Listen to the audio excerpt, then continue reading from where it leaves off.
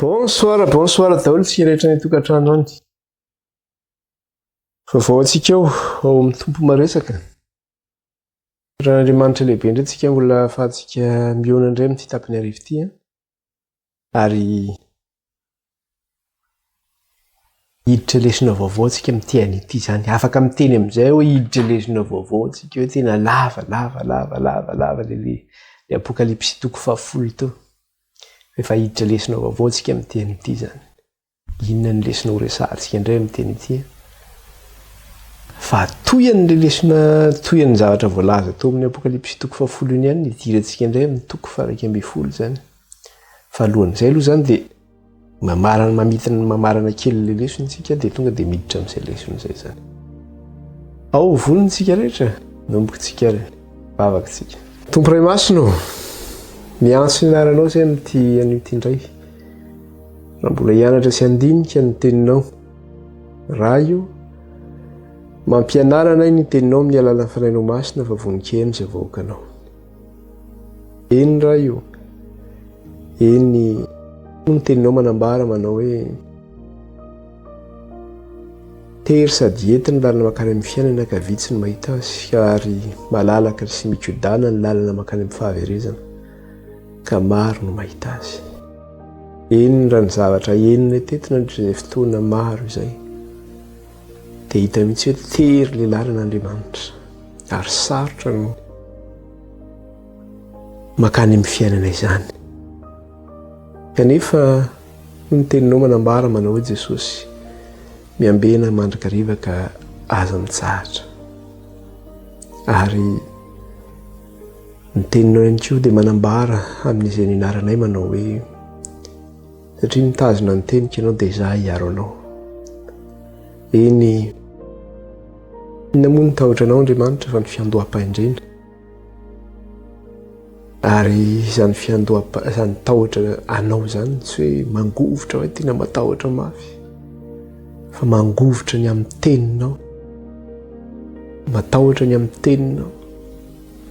Satria izany no angatahanao aminay dia resaka fidelité, resaka fahatokiana ny amin'ny teninao, anarahana izany mba tsy hanotanay natrenao. Masina ianao Jehovah ka aoko masina izay na ny fiteninay na ny fisainanay na ny fitondrantenanay. Arovy izay mifankampanahy ny filan'ny nofo sy ny fandriana.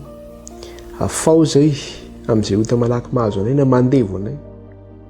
Ka ninona mety mbola mahazo ny olona izay mihaino izao fampianarana izao, mbola andevozin'ny fijangajangana sanatriany izany, andevozin'ny mianatra, andevozin'ny teny ratsy, andevozin'ny mbola mandeha milalao ody kely ihany sy ny karazany zavatra maro samihafa ho an'ny olona izay sendra mihaino izao fampianarana izao. Andriamanitra izay zavatra rehetra manandevo ny tokantrano iny ka mampisaraka ny olona aminao dia esory Andriamanitra izany rehetra izany. Fa ny teninao dia manambara ary mazava manao hoe fa ny heloko areo ny hevitra mampisaraka anareo amiko ka mampiafina ny tavako aminareo ka tsy ahitanareo aho.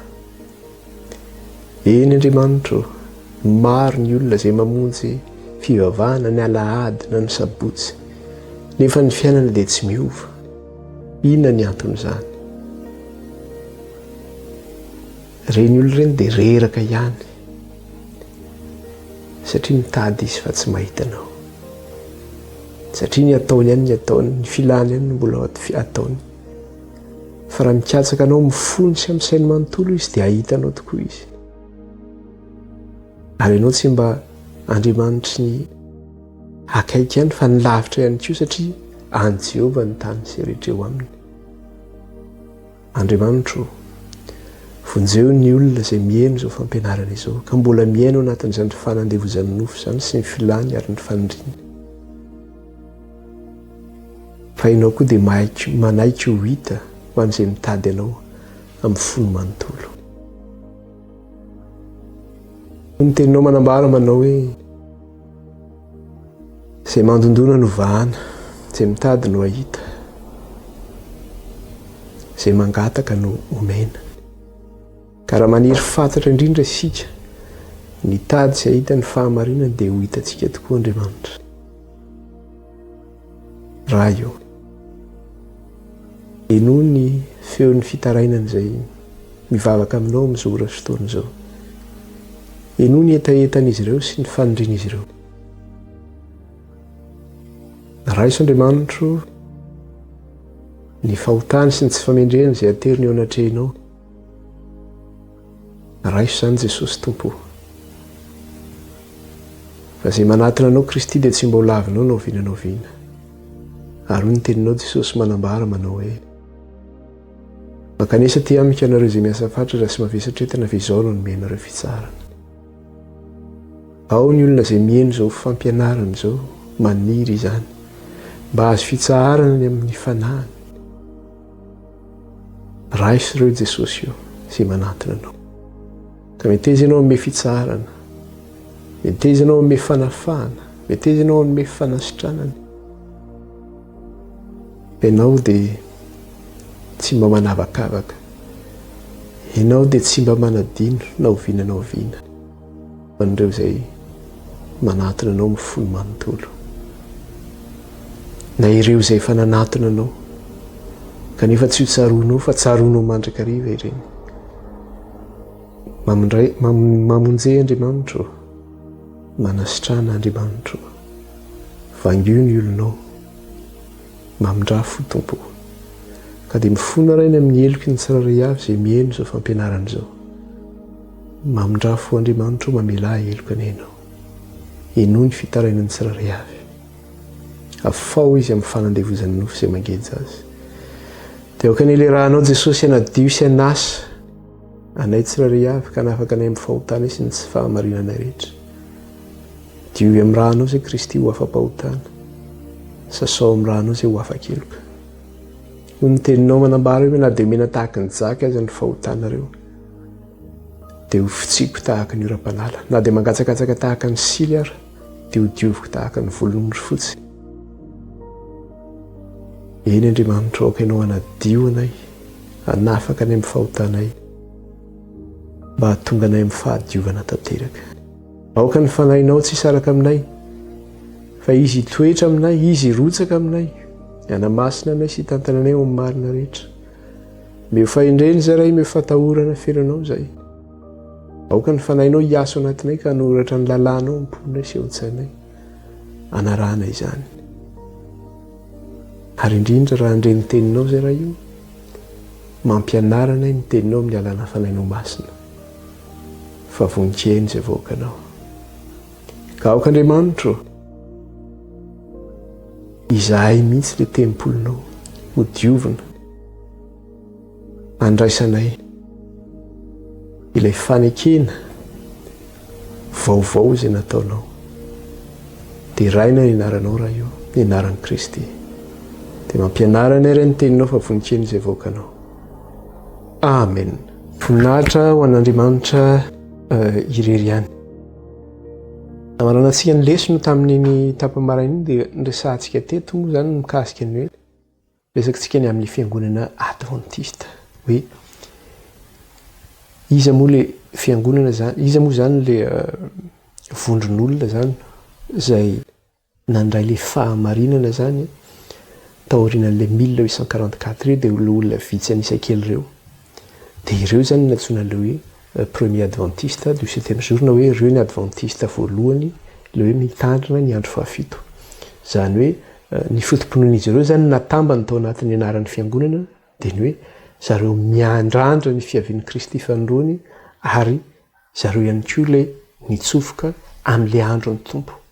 Araka ilay teny manao hoe mahatsiarova ny andro sabata namasina azy, eny mananaovanareo ny rahanareo sy ny asanareo rehetra, fa ny andro fahafito dia tena sabata ny Jehovahandriamanitra reo izy.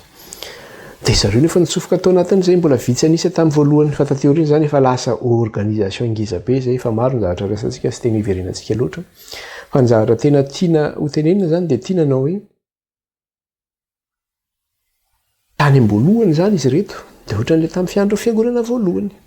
Ny ana tao anatin'ilay fahamarinana, ny ana tao anatin'ilay fahamasinana. Fa nandeha indray ny taonjato, nandeha ny siècle zany, dia inona ny zavatra nisy? Tratra ny zavatra natahorana izy. Lasa ny aina tao anatin'ilay hoe formalisme religieux zany izy. Ny aina tao anatin'izay lasa fombafomba indray ilay izy zany.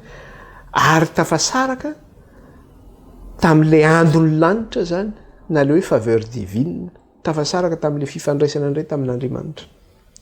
Ohatra ny fiangonana rehetra amin'izao fotoana zao zany hoe samy manana ny anaram-piangonany daholo ny rehetra, samy manana ny fotom-pinoany daholo ny rehetra.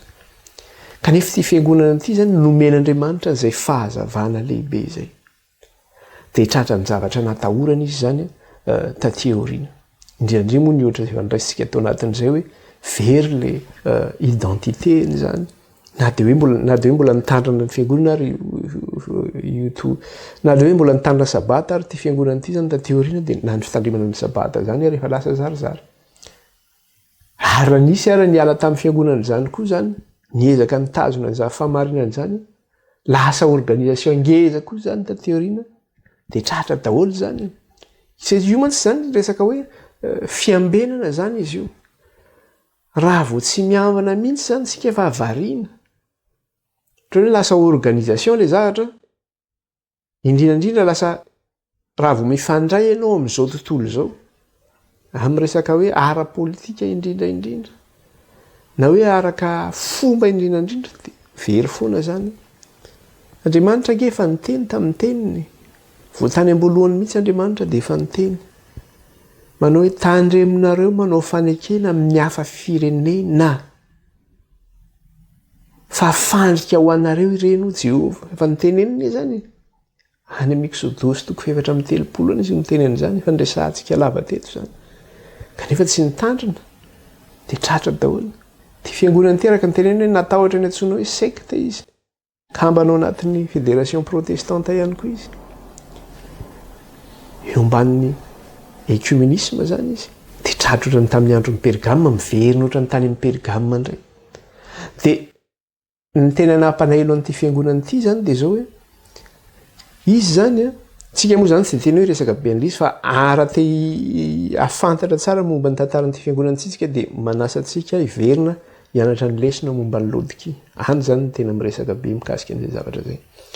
Fa ny qualificatif zany izay nitenenan Jesosy an'ity fiangonana ity, na hoe ny famaritana nataon'i Jesosy tamin'ny toetra n'ity fiangonana ity zany, dia eo amin'ilay Apocalypse 3 no tena ahitantsika anazy io. Apocalypse 3:5-10 sy 9 verenantsika kely fotsiny zany io amaranantsika n'izay lesona zay. Apocalypse 3:5 Apocalypse 3 dia ny 5 sy ny 9. Apocalypse 3:5 sy ny 9. Dia hoy izy: fantatro ny asanao fa tsy mangatsiaka na mafana ianao. Aleo mangatsiaka na ho mafana ianao. Fa satria matimaty ianao ka tsy mafana na mangatsiaka dia efa alohan'ny vavako. Hoy Jesosy, fantatro ny asanao. Satria niova tanteraka ange izy ity. Tany ambolohany izy zany dia tena mbola nafana izy tany ambolohany. Fa nandeha amin'izay ny fotoana dia ino ny zavatra ny sady tsy nangatsiaka izy no tsy mafana, fa matimaty. Zay ilay tena ngatsika, izy mbola mamonjy sabata ihany izy. Sabata tapany ohatrany. Izany hoe ataony tapatapany daholo ny zavatra rehetra. Mianatra sekoly sabata izy, mianatra eny fa tsy tena mianatra tanteraka. Satria raha ataony pourcentage ny fianarana sekoly sabata zany, satria iny zany no tena maripana amin'ny fiangonana adventiste. Zara ataontsika hoe raha misy 20% angamba ny mianatra sekoly sabata zany io anatin'ny fiangonana. Hoe navita lesona impito, navita daholo ihany fa hoe lesona impito atsika hoe 20% angamba raha misy. Mavita hoe lesona impito satria misy hoe lesona alatsinainy, talata, alarobia, alakamisy, zoma, sabotsy, alahady. Dia angamba ataontsika hoe 20% rehefa ataony statistika zany ao anatin'ny herinandro. Dia zay moa ilay zavatra niteneniny teo manao hoe fantatro ny asanao fa tsy mangatsiaka na mafana ianao, fa aleo mangatsiaka na mafana ianao. Mahafinaritra anazy moa Jesosy mahita anao na mangatsiaka ianao na mafana. Fa hitoeranao matimaty io zany tsy mety amiko mihitsy. 5:20 fa satria matimaty ianao ka tsy mafana na mangatsiaka dia efa alohan'ny vavako ianao. Zany hoe raha mitoerana matimaty io zany misy anao dia alohan'ny vavaka ianao Jesosy. Dia inona ny ataon'ilay membre n'ilay fiangonana reto rehefa tratra an'izay zavatra zay? Io zavatra tenenin Jesosy iny izy mbola futur, mbola ho alohan'ny vavako izy io. Izy zany mahatsiaro hoe izy mbola tsy alohan'ny vavan'i jesosy satria mbola ho alohan'ny vavako izy jesosy fa inona mahatonga an' jesosy miteny an'le hoe alohan'ny vavaka ianao satria sady tsy mafana ianao tsy mangatsika fa matimaty dia alohan'ny vavaka ianao raha vao anatin'izay karakteristika zay zany ianao dia maninona dehors any velany ianao zany dikan'izay ka manontany atsika zany mponiny lodikia ato matimaty tsika sa mafanitsika sa ahoana ny toerana misy atsy fara matimaty tsika io mbola ataontsika io ihany mieritreritsika hoe vahoaka an'Andriamanitra nefa ny fiainantsika fiainan'izao tontolo izao ihany ny fiainanao anatin'ny herinandro ny fianarantsika tenin'Andriamanitra tsy zarizary ihany ny fomba fitafitsika tsisy mahasamihafa amin'ny fanaon'izao tontolo izao any velany zany maninona moa ny zavatra ny aloha rehefa misakafo ianao maninona ny mandoa zavatra mahaloloha zany zavatra ratsy no mivoaka fa tsy hoe zavatra tsara zany efa zavatra makaloloha ianao no mivoaka iny zavatra ratsy angy zany dia maninona no zany no satria nidikan'ileo hoe lodika averiko tsara dia hoe fitsarana zany hoe nimponinao lodika zany dia hoe vahoaka ny fitsarana ako maninona zany sentence zany na zany fitsarana izany no ataon'i Jesosy amin'ity fiangonana teo satria matimaty ianao dia alohan'ny vavako satria eo amin'ilay 170 izy dia izay mihitsy nitenen'i Jesosy eo amin'ilay 170 zao niteneniny ahoana izy izy eo fa hoy ianao manan-karena sy efa niary fananana be eo ka tsy manan-java-mahory kanto tsy fantatrao fa ianao n'ilay ory sy mahanitra sy malahelo sy jamba ary mitanjaka izy zany tena mitenitsy manan-karena be aho izy ary efa niary fananana be eo ka tsy manan-java-mahory izy zany mieritreritra tsisy zavatra mampahory azy tsony maninona moa izy hoe fa manan-karena satria nomena azy ange le fahazavana le fahazavana zany nomena anazy mihitsy le fahazavana araka nefa niretsaka fahamarinany amin'ny sabata zany nomena anazy zany fahamarinana ny amin'ny fitoerana masina zany nomena anazy zany fahamarinany amin'ny fafolo-karena nomena anazy zany fahamarinany amin'ny resaka hoe madiso maloto nomena anazy zany fahamarinany amin'ny resaka hoe batisa nomena anazy zany ka izy efa nietreritra tena efa manan-karena be efa nomeny Jesosy anay zany fahalalana zany tsy manan-java-mahory zay azonay ny lanitra fa tsy hitany hoe izy tia ka mitanjaka izy tia ka mampanahelo miserable ny toerana misy anazy ty ohatrany hoe misy olona zany tena efa miosina maloto be mihitsy ny fitafiana fa masiso mihitsy dia teneninao izy fenao hoe adaly kanjoko sy maninona izao ny teneninao an'izany tsy hitany zany tsy mahitany zany izy tsy hitany zany satria ao anatin'ny fiheveran-tena hoe manan-karena izy dia inona le arena le fahamarinana nomenana azy io ny onona tamin'izay zany izy fa zao no tenenin' Jesosy ahoana Jesosy kanjo tsy fantatrao fa ianao lay ory sy mahantsatra sy malahelo sy jamba ary mitanjaka tsy fantany zany mba hafantaranao an'izay dia zao mila maninona mila mividy odi-maso zany izy mba hitan'ny masony satria masony zany tsy mahita mila mividy odi-maso izy mila mividy koliry izy ahitany an'izay ary zany daoly ny ka ny fiangonana satria laodikia koa ny heviny le laodikia dia zao hoe ny fiangonana farany misy amin'izao vanimpotoana amin'izao andro farany zao miandry ny fiavian'i Kristy ny amin'irao ny lanitra ka raha ny fiangonana rehetra izay misy zany dia azo antsoina hoe laodikia daholo koa ny toerana misy anazy fa ny zavatra misy eto zany dia zao hoe maninona no lazay ny ity vahoaka ny laodikia ity fa la vahoaka ny fitsarana zany na ny vahoaka ny laodikia atsosika hoe adventiste na ny vahoaka ny laodikia zao hoe fiangonana misy amin'izao andro farany zao dia satria izao ny fiangonana kristianina misy amin'izao vanim-potoana zao no miandry ny fiavian'ny Kristy eny amin'irao ny lanitra ka raha ho avy ary Jesosy movy ahita finoana ety ambonin'ny tany izy dia ny valiny dia tsotra tsy nahoana satria adino ilay fivavahana tamin'Andriamanitra very indray fivavahana io ity fiangonana izay nomena ilay fahamarinana ity ny eritreritra izy hoe fa manan-karena dia nanao ny nataony izy nyresantsika teo zany ny fitandremana sabata zany efa tsy zary zany resaka fanomponan'Andriamanitra miresaka hoe fafolo-karena zany efa tsy zarizary zany resaka madio sy maloto zany efa tsy zarizary zany ny tenenina hoe ny fanekena amin'ny hafa firenena zany ataon'ny lodiki tsara zany raha ny mponiny adventiste zany resana am'izay dia zay ny toerana dia vao maika zany fa le hafa rehetrarehetra reto moa dia efa tsy tenenina ntsony zany satria nahoana samy manana ny fivavahana izy rehetra ary mbola mivavaka amin'iny mbola mivavaka amin'ny andro alahady daholo mbola mivavaka amin'ny andron'ny eglizy daholo ny akamarony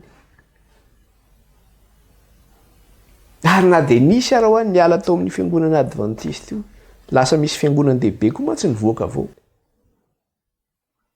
dia reny koa naninona efa tsy atsonantsony koa hoe sekta ntsony reny fa lasa fiangonana zandriny koa ny atsonany reny satria nahoana efa tafaray ihany koa amin'ny communisme efa tafaray ka ny vahoaka ny lodisia zany vahoaka an'izy vahoaka ny fitsarana zany io vahoaka io dia Jesosy eto manoro hevitra ina ny tenenin' Jesosy 9:20 dia manoro hevitra anao hividy amiko volamena voadio tamin'ny afo mba hanan-karena ianao ary fitafiana fotsy ho tafianao mba tsy sehon'ny enatrao ny fitanjahana ary odimaso hozitra ny masonao mba hiratanao manoro hevitra anao izy Jesosy hividy amiko amin'ny teny frantsay ny teneny azy je te conseille d'acheter de moi manoro hevitra anao hoe hividy amiko ny dikan'izany dia zao inona le nasian'i Jesosy ho vidiana aloha voalohany indrindra nasian'i Jesosy nividy inona izy nasian'i Jesosy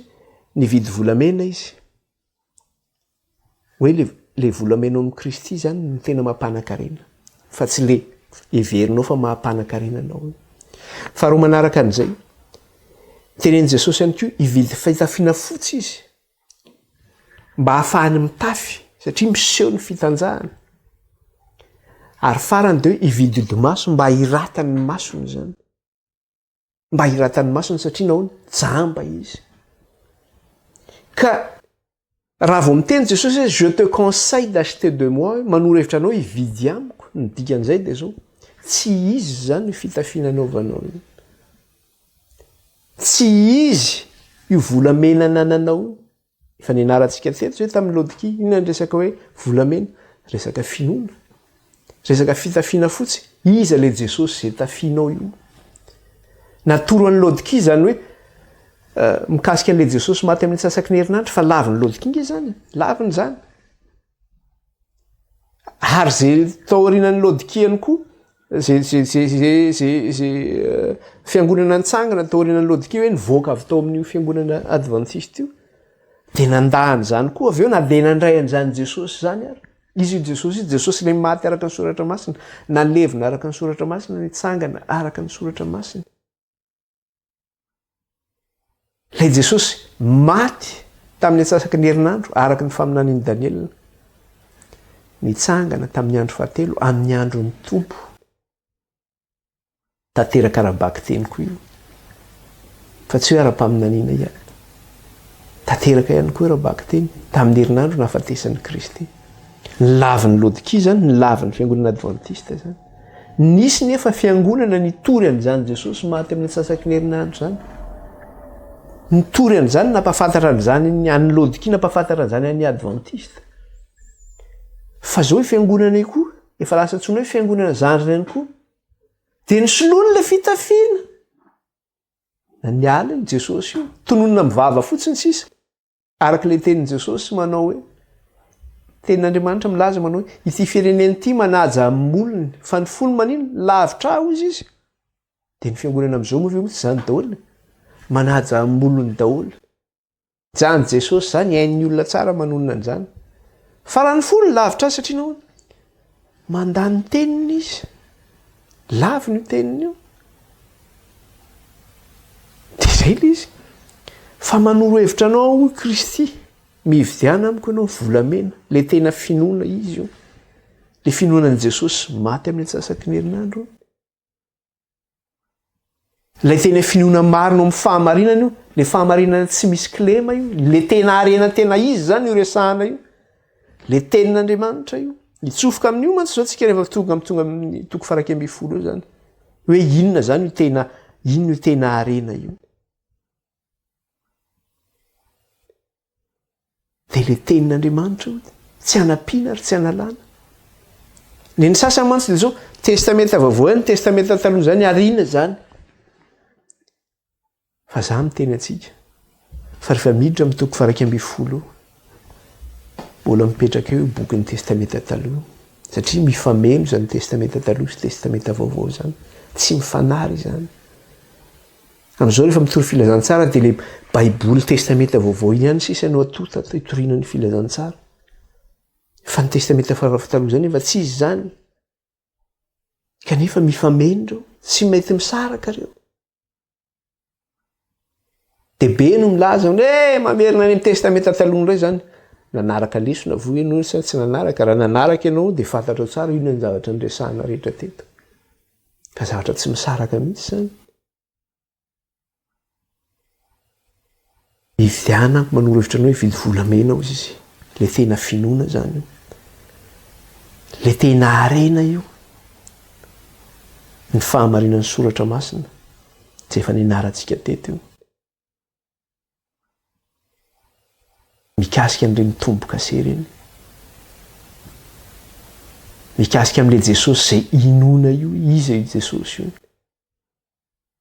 fitafiana zay mino sy atao batisa no vonjena fa zay tsy mety mino no elohana zay natao batisa ao amin'ny Kristy de mitafy any Kristy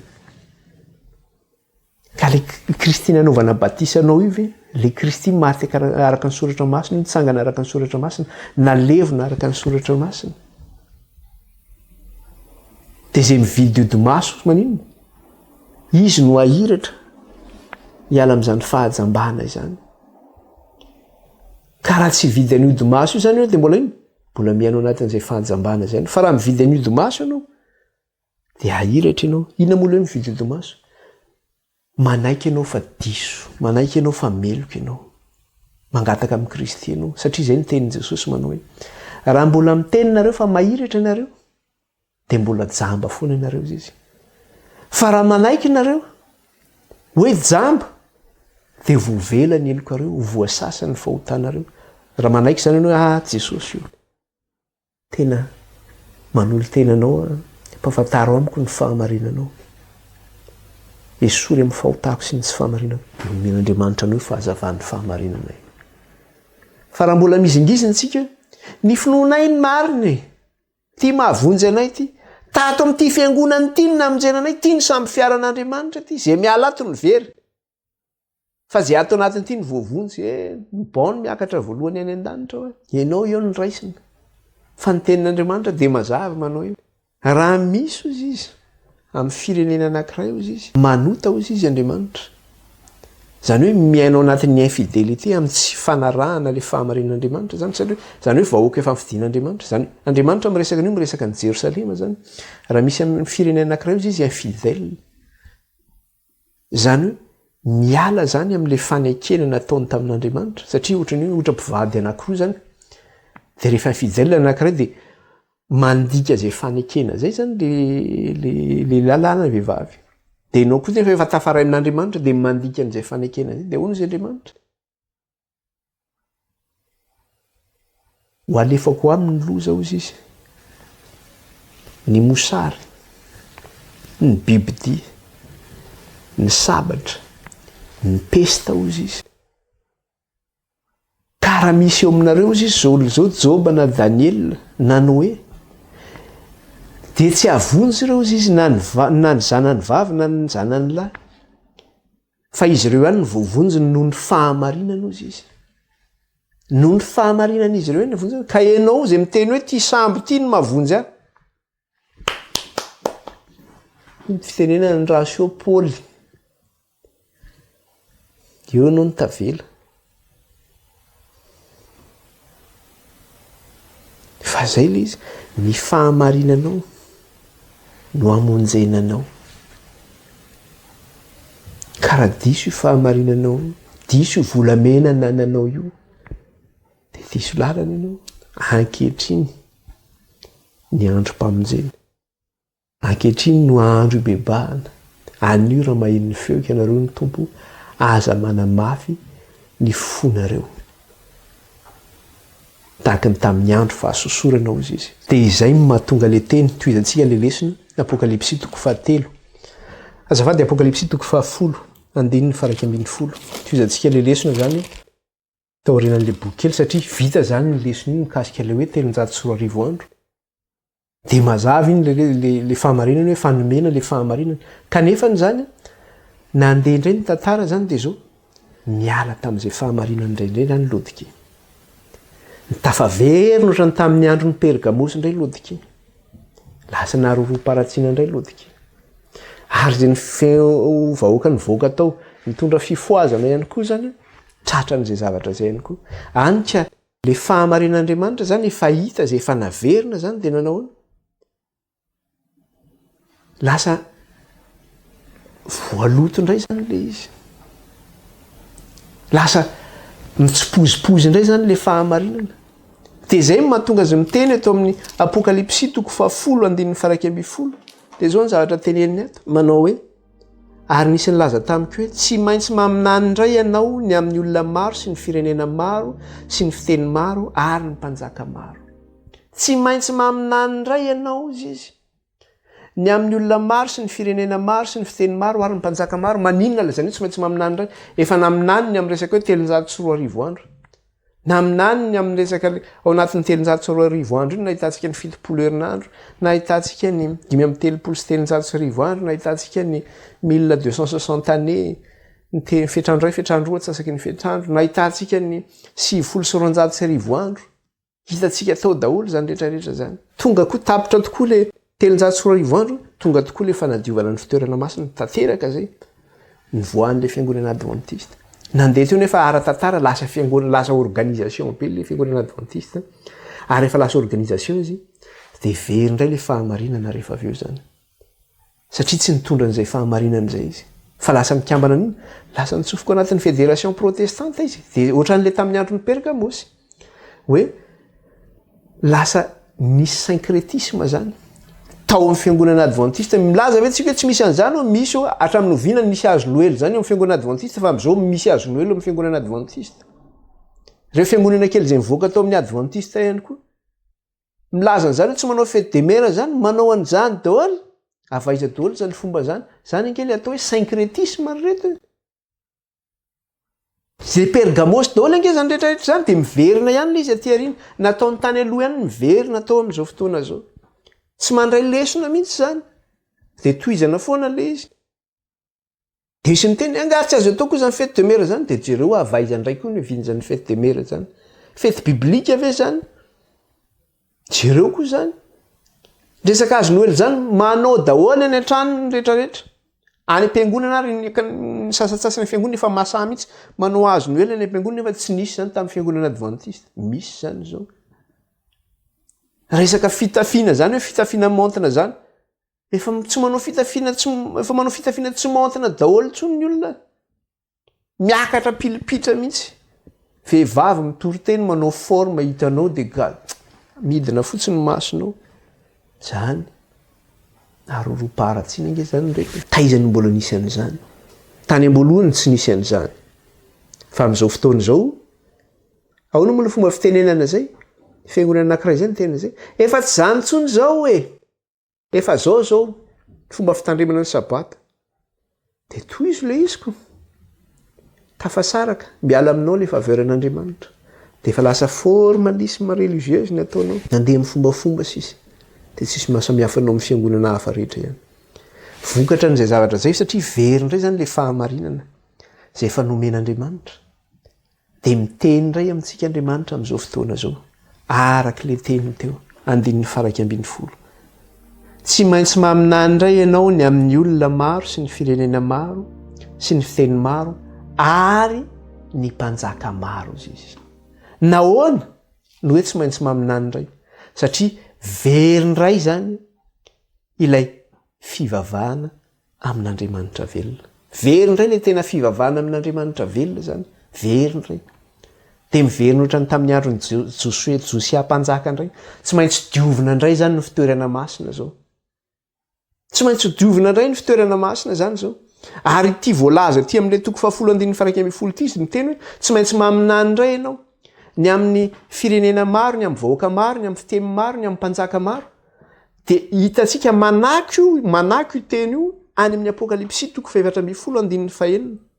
Le fiatsona amin'le iverenana ivavahana indray amin'le Andriamanitra tena izy. Apokalipsy toko 7:1. De manako ato le teny voalaza amin'ny Apokalipsy toko 7:1 teo. Satria very le fivavahana amin'Andriamanitra velona dia izao no teneniny ato. Ary hitako fa indro nisy anjely ray koa nidina teo voly lanitra, nanana filazantsara mandrakizay, hotoriana amin'izay monina ambonin'ny tany sy amin'ny firenena sy ny fokom-pirenena sy ny samy hafa teny ary ny olona rehetra. Andininy fafito nanao tamin'ny feo mahery hoe mahatahorana Andriamanitra ka omeo voninahitra izy fa tonga ny andro fitsarany ary miankofy ny lohan'izay nanao ny lanitra sy ny tany sy ny ranomasina ary ny loharano. Manako eto zany le teny voalaza ary amin'ny Apokalipsy toko 10 andininy faraky amby folo. Miresaka izy amin'ny Apokalipsy toko 10 andininy faraky amby folo manao hoe tsy maintsy maminany indray ianao amin'ny olona maro sy ny firenena maro sy ny fiteny maro ary ny mpanjaka maro. De aty amin'le Apokalipsy toko 4:4 izy andininy fahenina de ahoana izy manao hoe ary hitako fa indro nisy anjely ray koa nidina avy teo voly lanitra nanana filazantsara mandrakizay hotoriana amin'izay monina ambonin'ny tany sy amin'ny firenena sy ny fokom-pirenena sy ny samy hafa fiteny ary ny olona rehetra. Miverina zany le izy. Ny vahoaka maro, ny firenena rehetra, ny samy hafa fiteny, ny mpanjaka maro. Miverina le tena. De inona nefa le antsony, inona le antsony? Le antsony de zao hoe miantso ny olona zany aninona? Ivavaka indray amin'le Andriamanitra ny lanitra, le nahary ny lanitra sy ny tany sy rehetra eo aminy. De inona ny afatra hitantsika eo amin'ny teny io? Afatra fitsarana nge le afatra eo. Sy afatra amin'ny resaka hoe fanavaozana, création.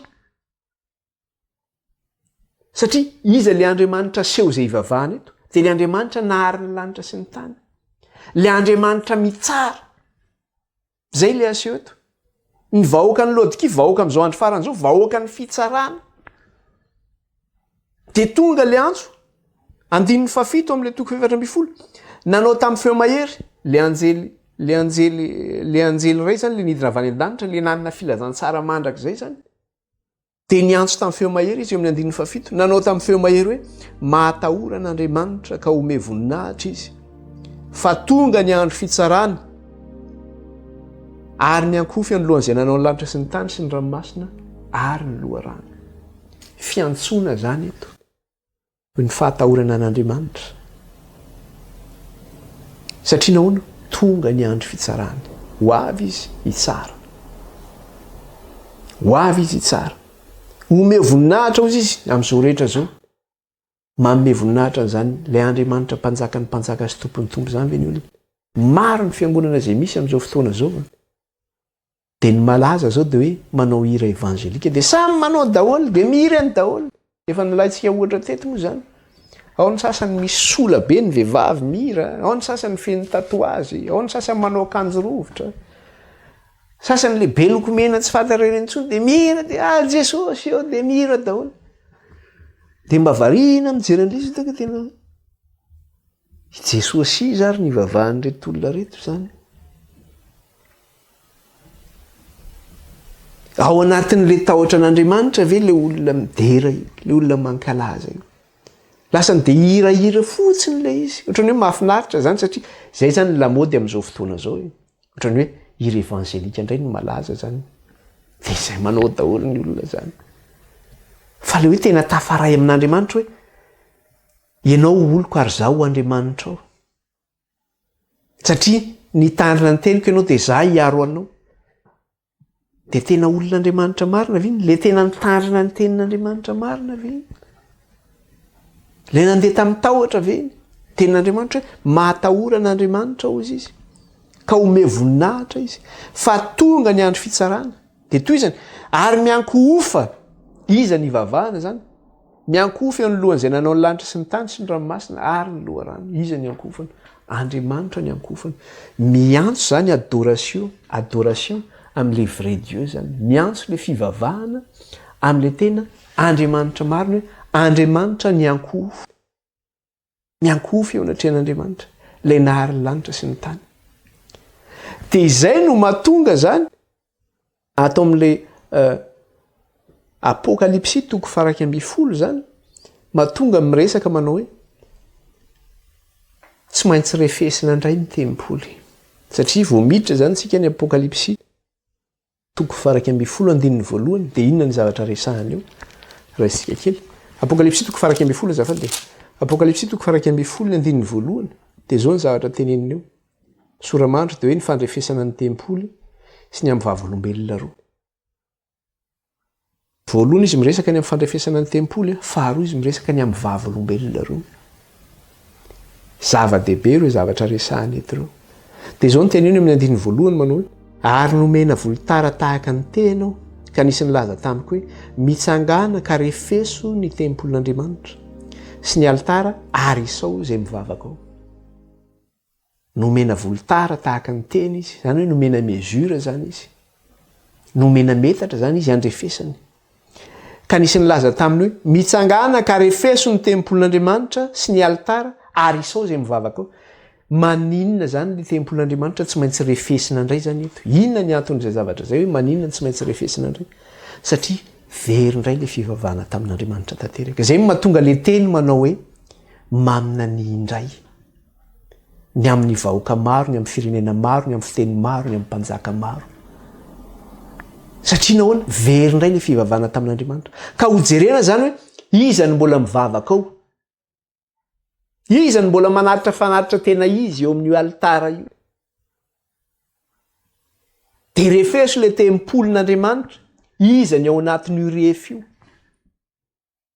satria ny akabeazan'ny fiangonana rehetra zay misy am'izao andro miainantsika am'izao fotoana zao any velan'ny rehefa daholo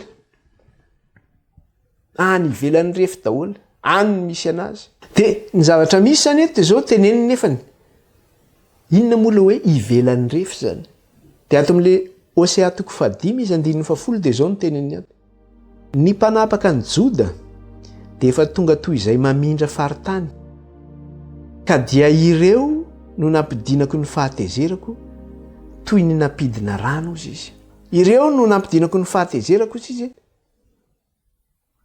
toy ny fampidina rano amin'ny teny frantsay de zao ny tenenany azy les chefs de Juda sont comme ceux qui déplacent les bornes je répandrai sur eux ma colère comme un torrent zany hoe ireo sefon'ny Joda ozy izy ireo izy izy no manina no manisaka ny borne ozy izy mais ny faritany moa zany satria ny borne zany iny zany manao le délimitation ny borne zany zareo tsara rehefa mividy tany zany ny olona de manisy borne zany ny olona de ny borne io zany mametraka le faritany hoe tia ny faritaninao zay taninao io araky ny ara-panjakana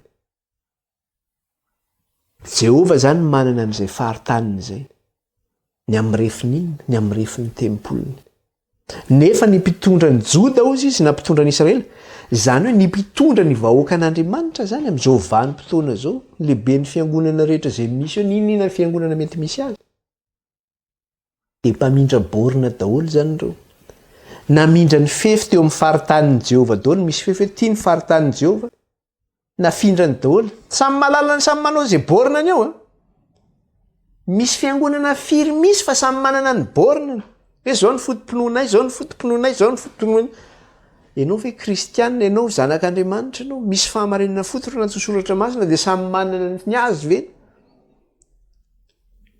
de tsy mifankahita tsony ny akoho sy ny vorona zay mahatonga le teny manao hoe asiko ny mpiandro izy de miaka ny ondry vokatra ny ataon'ireo mpitondra manisaka faritany reo de miaka daholo ny vahoaka an'Andriamanitra rehetra tsy fantany tsony hoe inona ny tokony ataony de samy mba miazona zay azo tazominy eny koa le vahoaka an'Andriamanitra satria le mpitondra tsy inona mitondra izy amin'ny zavatra mivilana daholo ny akabeazany koa zany zavatra misy am'izao andro farany zao satria miaino anatin'ny vaninandro farany koa tsika dia tsy atao magaga zany zavatra zany de vokatra n'izay zany de zao hoe iza zany ny tena mpanisaka an'io borina io zany na manisaka an'io faritany de le mpitondra fiangonana ny tena manao an'io zavatra io zany de ozy Jehovah ny mpanapaka ny Joda de efa tonga toy izay mamindra faritany ka dia ireo no ampidinako ny fahatezerako toy ny fampidina rano zany io ao ampidin'ny Jehovah am'ireo ny fahatezerany zany fanontaniana mipetraka ho atsika zay mihaino an'izao tenin'Andriamanitra zao de hoe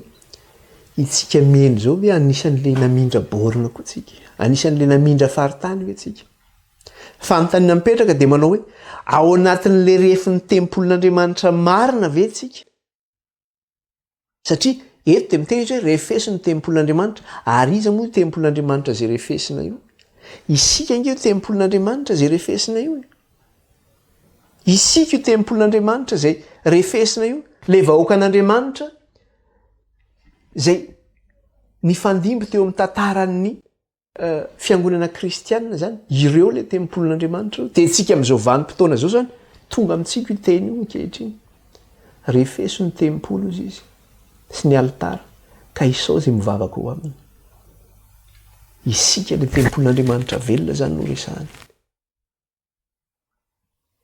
Korintianina voalohany toko 7:9 fandraisantsika kely tety ihany izy io 9 sy ny 7 tsy fantatrareo va fa tempolin'Andriamanitra ianareo ary ny fanan'Andriamanitra no mitoetra ao anatinareo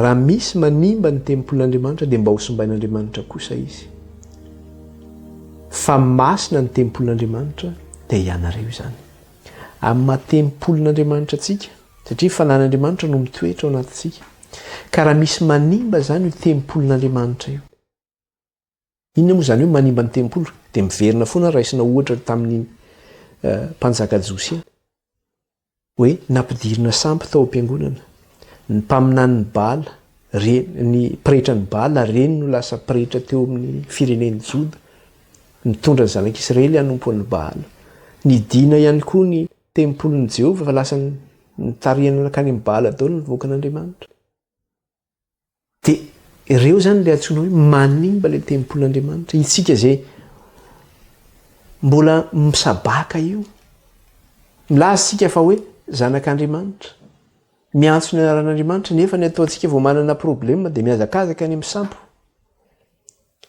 na ihany koa tsika milaza hoe vahoaka an'Andriamanitra nefa hitsahantsika ny sabata ohatra ataontsika tsinitsiny zany sabatan'i Jehovah zany ahoana Jehovah mikasika ny resaka folo-karena atero amiko fafolo-karena ao izy sy ny fanatitra fa masina ho azy zany Jehovah amin'inona no androbanareo ao Jehovah dia amin'ny fanatitra sy ny fafolo-karena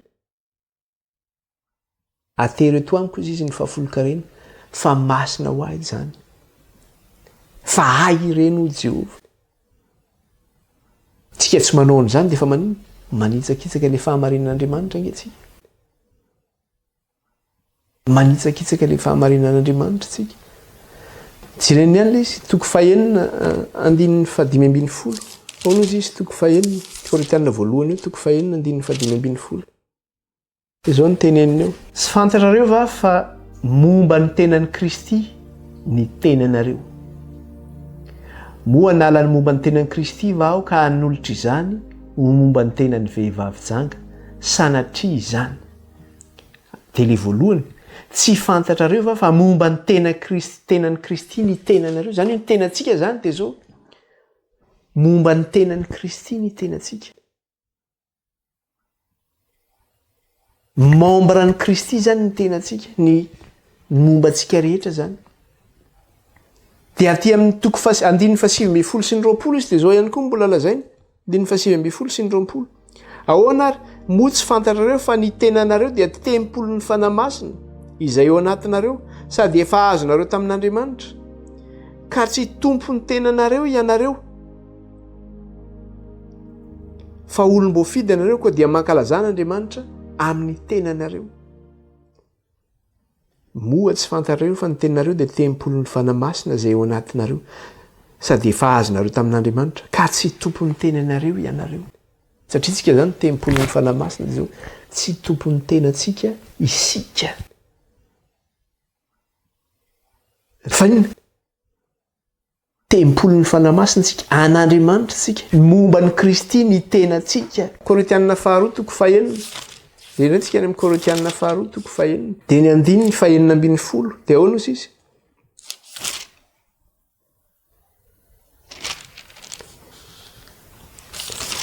ary inona no ikambanan'ny tempolin'Andriamanitra amin'ny sampy fa isika no tempolin'Andriamanitra velona araka ny nataon'Andriamanitra hoe olona eo aminy aho sy andeha ho aminy ary ho andriamanina. Inona no ikambanan'ny tempolin'Andriamanitra amin'ny sampy fa isika no tempolin'Andriamanitra velona araka nataon'Andriamanitra hoe olona eo aminy aho sy andeha ho aminy ary ho andriamanina ary izy oloko.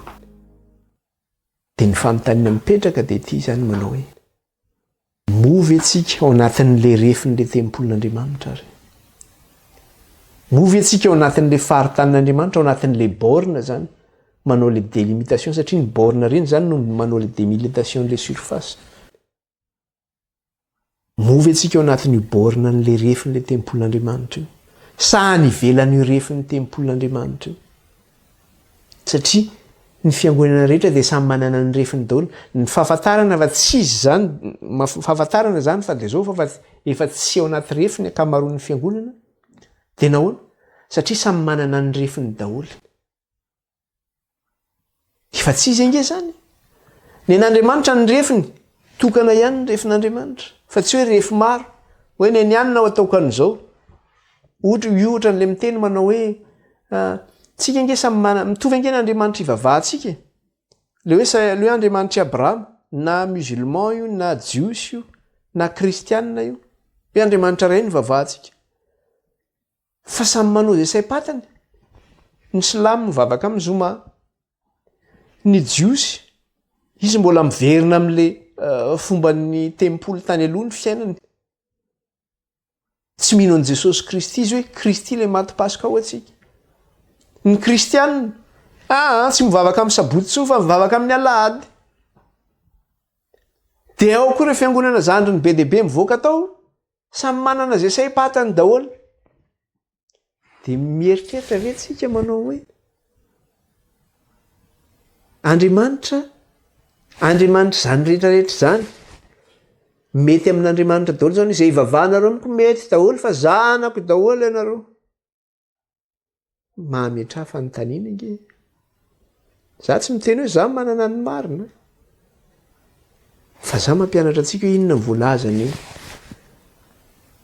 mikasika ilay hoe fandrefesana ny tempoly io. Mamerina zany mamerina antsika amin'io resaka hoe fivavahana amin'Andriamanitra izy io. Zay nge lesona inarantsika teto nandritra ny apokalipsy toko voalohany. Mijeritsika inona ny afatra bokin'ny apokalipsy io, zay ny antony io. Vao mijeritsika le bokin'ny apokalipsy dia inona ny zavatra resahany io. Vakitsika kely izy apokalipsy toko voalohany. Izay ny antony bokin'ny apokalipsy io. Fa tsy hoe resahana fotsiny ty bokin'ny apokalipsy ty azona fahalalana fa misy afatra ngeza be ao anatiny io. Izay ny antony io famerenana le olona zany amin'le fivavahana amin'Andriamanitra tena izy. Dia ahoana izy andininy voalohany ny fanambaran'i Jesosy Kristy izay nomen'Andriamanitra azy mba asehony amin'ny mpanompony izy zavatra tsy maintsy ho tonga faingana. Ary naniraka ny anjely izy nanambara amin'ny Jaona mpanompony izay nanambara ny ten'Andriamanitra sy ny filazanan'i Jesosy dia ny zavatra rehetra izay efa hitany. Ary naniraka ny anjeliny izy anambara amin'ny Jaona mpanompony izay nanambara ny ten'Andriamanitra sy ny filazana an Jesosy. Dia izao no teneniny azy amin'ny teny frantsay. Fanambaran'i Jesosy Kristy izy pour montrer à ses serviteurs les choses qui doivent arriver bientôt. Ampahafantarana ny mpanompony izay zavatra tsy maintsy ho tonga faingana. Mba asehony amin'ny mpanompony izay zavatra tsy maintsy ho tonga faingana. Aseho amin'izy io, aseho amin'ny vahoaka an'Andriamanitra io.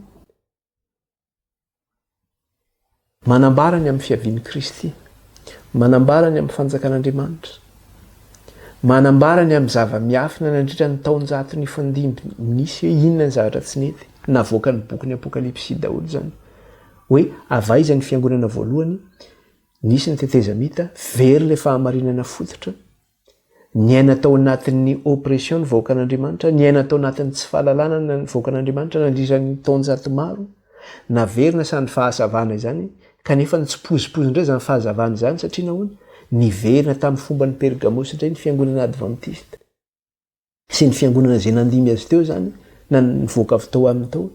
Dia hoy Andriamanitra hoe mamina ny indray ny amin'ny firenena maro, ny amin'ny vahoaka maro, ny amin'ny fiteny maro, ny amin'ny mpanjaka maro. Dia ino ny amin'ny faminaniana io? Ny amin'ilay fiverenana amin'ilay Andriamanitra ve hoe mahatahorana Andriamanitra ka omea voninahitra izy fa tonga ny andro fitsarana.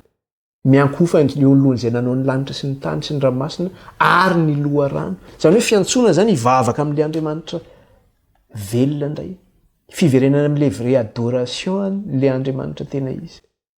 Dia izay no mahatonga hoe miditra eto amin'ny toko farakely ny folo sika hoe refeso ny tempoly sy ny altara izy ka isao izay mivavaka ao aminy. Mbola mandrefy indray zany eto hoe mbola misy mivavaka avy ao sa tsisy?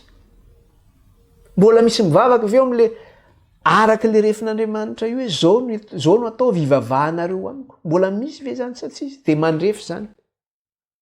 Isao izay mivavaka ao, refeso ny altara, refeso ny tempolin'Andriamanitra. Dia mifantany mipetraka ao anatin'ireo fio ve tsika sa tsy ao anatin'ireo fio? Zay no mikasika an'iny zany. Fa le refy dia zao ao amintsika ve ilay Jesosy maty amin'ny atsasaky ny herinandro, maty araka ny soratra masina, nalevina araka ny soratra masina.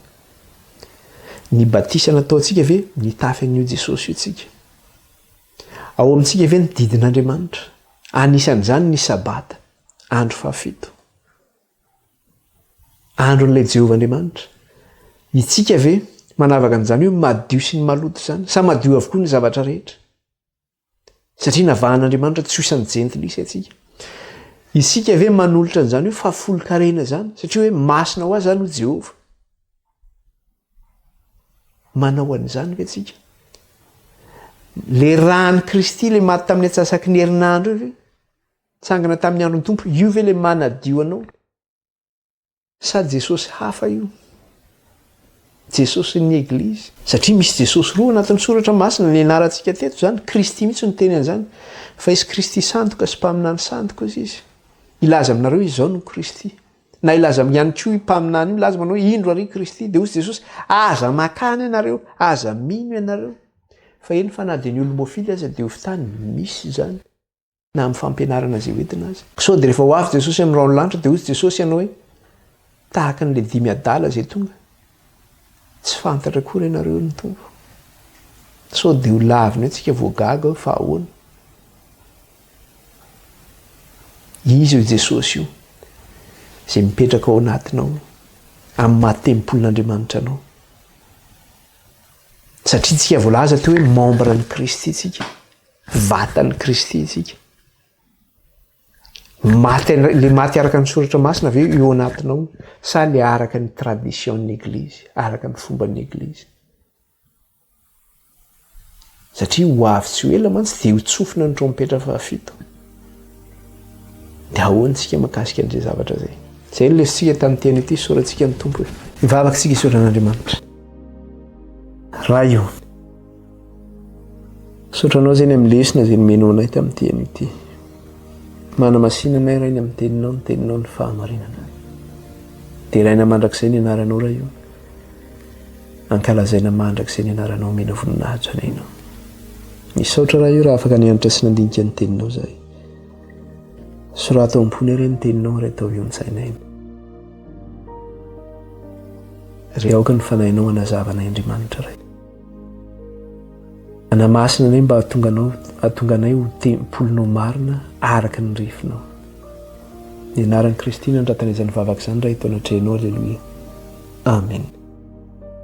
Dia misoratsika rehetra tsy maharenjakenjana ny lesona fa hisoratsika n'Andriamanitra izay vita indray tamin'ny teny ity, dia hanohy an'izay tsika amin'ny heriny. Dia ny zavatra ho ataontsika izany dia hijeritsika ihany koa mikasika ilay hoe tempoly tany amin'ny testamenta taloha, dia ho refesitsika io paraporo amin'ny tempolyntsika amin'izao vanim-potoana izao zany hoe ahoana tokoa ary mikasika an'izay zavatra zay, dia ao anatin'izay refin'izay tempoly izay ve tsika.